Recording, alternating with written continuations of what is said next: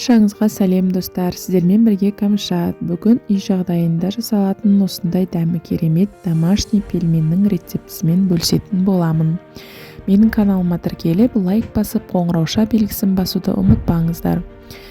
Алдымен тартылған етімізге осылай пиязымызды майдалап турап аламыз да, тұз, бұрыш, сұйық май қосып, жақсылап начинкасын дайындап аламыз. Начинкасы дайын болғаннан кейін қамырымызды илеп, тындырып қойып қоямыз. Одан кейін қызып тұрған қазанымызға майымызды құйып, пияз, картошка, сәбізімізді қуырып аламыз да, жақсылап қызарғанша қуырып, томат қосып немесе помидор қоссаңыздар болады.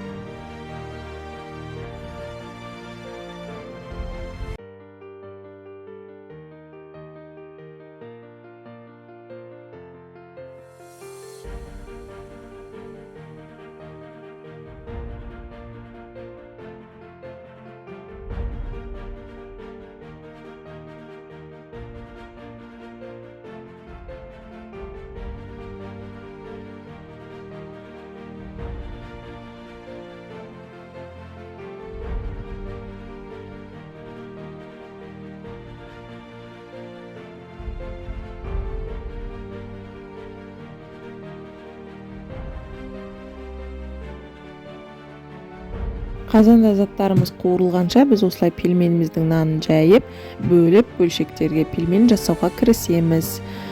Жасамастан алдын қазанымызға су құйып қоямыз, ол пока қайнап, өзінің дәмі шыққанша бізде пельменді жасап боламыз.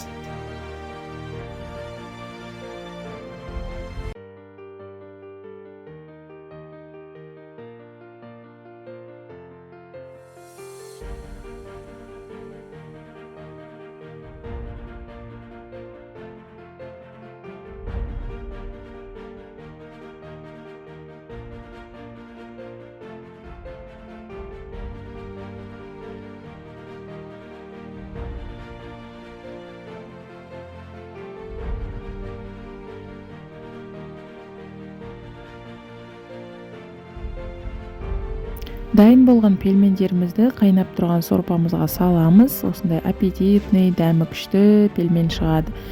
Қазанда 5-10 минуттай қайнатсаңыздар, өзі дайын болып шығады.